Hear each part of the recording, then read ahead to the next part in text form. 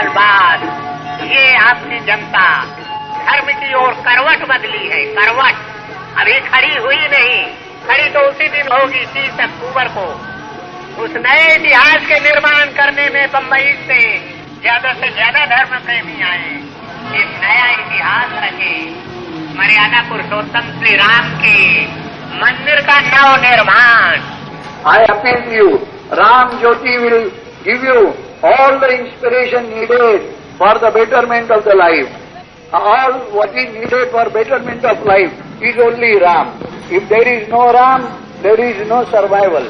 For that purpose, I माता की सौगंध राम की खाते हैं, सौगंध राम की खाते हैं, हम मंदिर वही बनाएंगे। बच्चा बच्चा राम का, जन्मभूमि के राम का, बच्चा बच्चा राम का। Ram Janmabhoomi actually belongs to Hindus. It's all Hindu only. We are all Hindu and we are supporter of Hindu. आपको लगता है कि ये राम जन्मभूमि बनेगा? Definitely, 100%. आप क्या काम करते हैं? I am doing my business, oil business. तो आप जाने वाले हैं अयोध्या? Yeah. कौन सी तारीख को निकलेंगे? Well, that depends on my booking. यहाँ से कितने लोग जाएंगे? Say, well, not less than 50,000.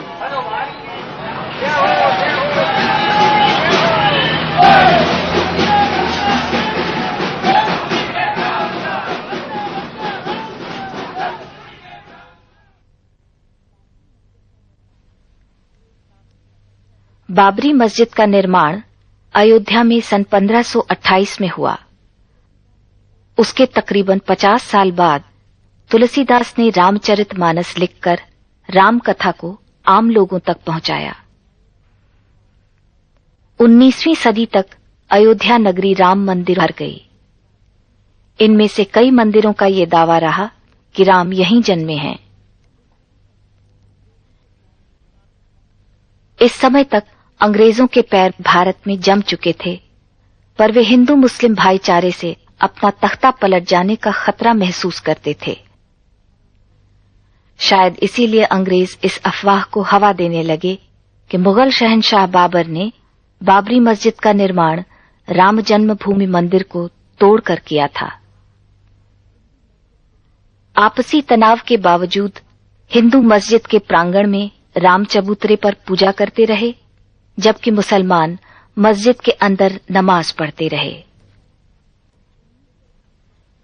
इस समझौते का अंत 1949 में हुआ, जब कुछ हिंदुओं ने मस्जिद के अंदर घुस बैठकर राम मूर्तियां रख दी। डिस्ट्रिक्ट मजिस्ट्रेट के नैयर ने दंगा फसाद की आशंका जाहिर करते हुए मूर्तियों को वहां से हटाने से इनकार कर दिया। बाद में वे जनसंघ में शामिल हो गए और संसद सदस्य भी बने। मस्जिद को सील बंद कर मामला कोर्ट में दर्ज कर दिया गया। कोर्ट ने पुजारी नियुक्त किए और हिंदू मस्जिद के बाहर से पूजा करने लगे। आज हिंदू कट्टरपंथी कसम खा रहे हैं कि कोर्ट का फैसला जो भी हो, वे मस्जिद की जगह एक भव्य मंदिर का निर्माण करेंगे। दुनिया से रामशिलाएं और चंदा इकट्ठा हो रहा है। उधर वीडियो अभियान मस्जिद में राम जी के चमत्कारी रूप से प्रकट हो जाने का दावा कर रहा है।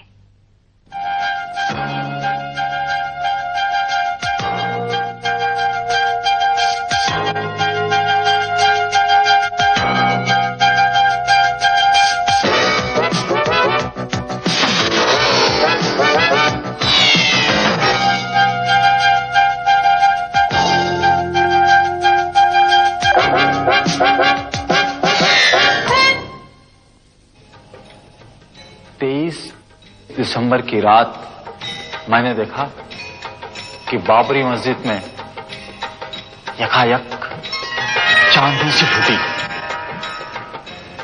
और उस तेज रोशनी में मैंने देखा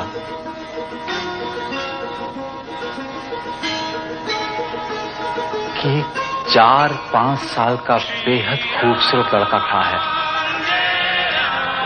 जब बेहोशी टूटी तो मैंने देखा कि सदर दरवाजे का ताला टूटकर जमीन पर पड़ा था। सिंहासन पर बुत रखा हुआ था और लोग आरती उतार रहे थे। 22 दिसंबर 1949 की रात्रि में भगवान श्री राम लला अयोध्या में अपनी जन्मभूमि पर प्रकट हुए। भय प्रकट कृपाला दीन दयाला कौशल्या हितकारी। मगर मस्जिद में हुए करिश्मे की वास्तविकता कुछ और ही है। अयोध्या में अब भी वे महंत जिंदा हैं जिन्होंने राम मूर्तियों को मस्जिद के अंदर रखा था। महंत राम सुभग दास जी महाराज शास्त्री अखिल भारतीय रामानंद संप्रदाय के प्रधानमंत्री, ये प्राइवेट महंत भी हैं और उस ट्रस्ट के सर्वाधिकारी हैं। आपने श्री राम जन्मभूमि के अंदर श्री राम लला जी का प्राकट उत्सव किया था। वह कौन सा डेट है, कौन सा तारीख है, कौन सा सन है, आप बताने का कष्ट करें। 23 दिसंबर 1949 ईस्वी।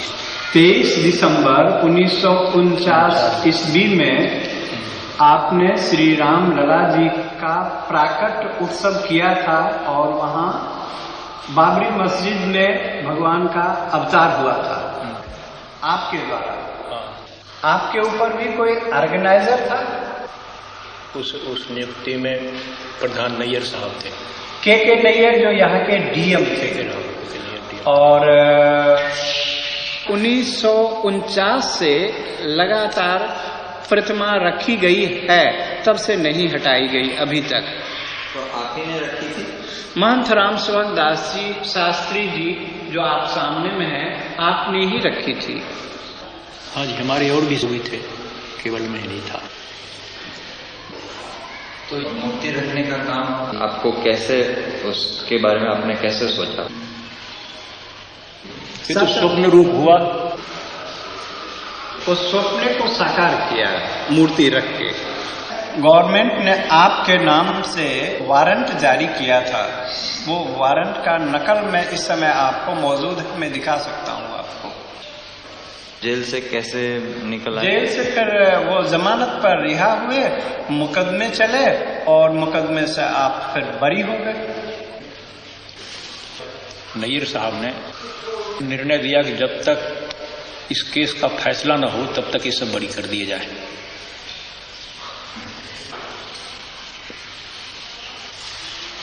मेरा जो प्रारंभिक काम था कि भगवान राम उसमें स्थापित हों, इस सिद्धांत लेकर जितना काम करना था मैं किया। अभी बोलने पे मुझे गवर्नमेंट बंद भी कर सकती है इसलिए मैं बोलता हूं नहीं।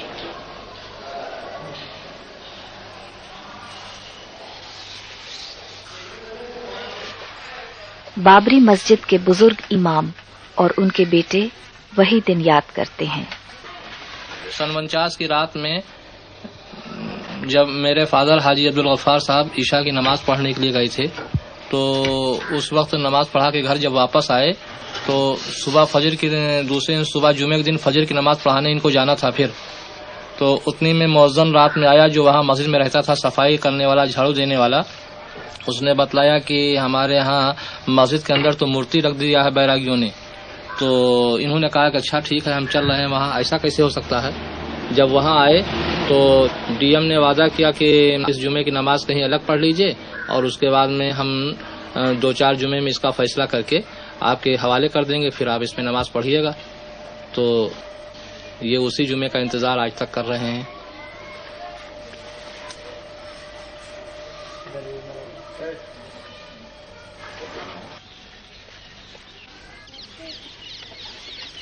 हमारे यहाँ के डिप्टी कमिश्नर साहब, जिनका नाम है नैयर, इन्होंने उसमें बुत रखा दिया रात को, और जब सुबह की नमाज पढ़ने गए लोग तो वहाँ नहीं जाने दिया गवर्नमेंट के। ऑर्डर हो गया आप जानते थे किसी को जो वहाँ सुबह नमाज पढ़ने? अरे वो उसमें तैनात है, मुकर्रर थे। अजान देने वाला अलग और नमाज पढ़ाने वाला एक खास आदमी होता है जिसको पेश इमाम कहा जाता है। आप कभी गए नमाज पढ़ने? हाँ गए हैं, हाँ गए हैं। और आज तक आप लोग अभी यही नहीं समझ सके, अब क्या समझने आए हैं? अब तो ये मामला बहुत पकड़ गया ना अब तो साहब। अब ज़ेर गौर है वहाँ अदालत में, दुनिया खलफशार हो गया, खुदा मालूम कितने लोग नजर आतश हो गए, कितने लोग मौत के घाट पहुँच गए। और इसके बाद जनाब आज आप आते हैं उसके लिए जांच के लिए। हम लोग उसी के सहारे हैं कि क्या फैसला होता है। अब तो हमारी बात जौन पहुँचे कर रहा पहुँच गई, अब हमारी बात क्यों पहुँचाने वाला नहीं है और न हमारी बात में कोनो ताकत है। आज इतनी नफरत पैदा कर दी गई है कि जनाब हमारी सूरत से लोग बेजार हैं।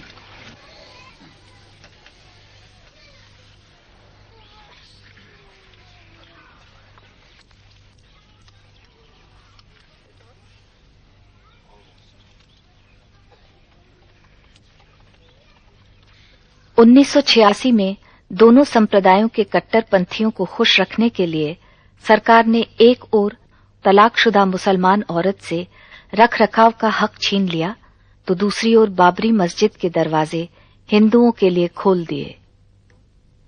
विरोध में मुसलमानों ने बाबरी मस्जिद एक्शन कमेटी का गठन किया, लेकिन उनके कट्टर रुख के जवाब में हिंदुओं का फिरका परस्त गुट हिंसा पर आमद हो उठा।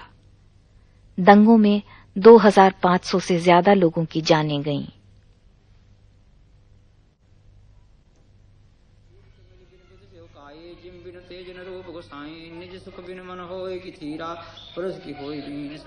लालदास जी विवादास्पद राम जन्मभूमि के कोर्ट नियुक्त पुजारी हैं। ये जो विश्व हिंदू परिषद ने मंदिर बनाने का कार्य शुरू किया है, इसके बारे में आप क्या सोचते हैं? ये तो एक राजनीतिक मुद्दा है।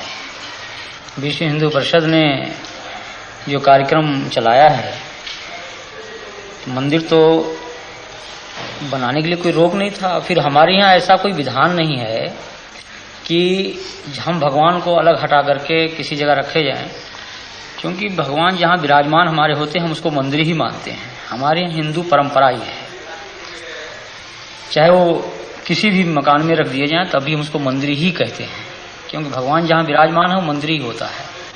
फिर अलग से मंदिर बनाने का कोई औचित्य नहीं है। अगर अलग से भी बनाया जाता तो उस इमारत में जिसमें भगवान विराजमान हैं हम उसको तोड़ना भी नहीं चाहते हैं, और जो लोग तोड़ना चाहते हैं वो इस मुद्दे को लेकर तोड़ना चाहते हैं कि पूरे हिंदुस्तान में एक तनाव की स्थिति पैदा हो और हिंदू मत जो है हमारे पक्ष में हो।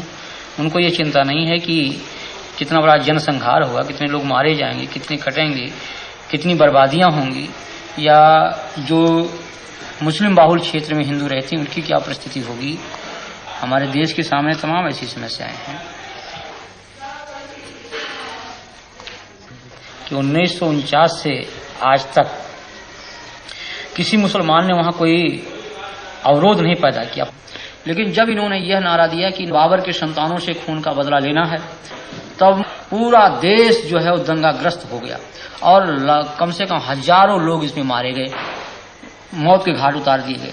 लेकिन तब भी इन लोगों ने जरा सा यह महसूस नहीं किया कि यह तनाव जो देश में फैल रहा है, हिंदू मुस्लिम की जो एकता आज हमारे देश में बनी हुई थी, तमाम मुस्लिम शासकों ने मंदिरों को जो जागीरें दी। आज जानकी घाट में माफीनामा मिला, हनुमानगढ़ी के बहुत से भाग मुसलमानों की बनाई हुई हैं, फकीर राम जी का मंदिर मुसलमानों का माफीनामा है। ये तमाम जो जागीरें मुसलमानी शासकों द्वारा मंदिरों में दी गई और अमीर अली और बाबा रामचरण दास की जो समझौते थे कि हम हिंदू और मुसलमान दोनों एक मिलकर के रहेंगे, उसी जन्मभूमि के पार्ट में दो भाग किया गया कि एक तरफ मुसलमान नमाज पढ़ेंगे, एक तरफ हिंदू पूजा करेंगे। ये सारी बातें जो थी उस पर इन लोगों ने पानी फेर दिया।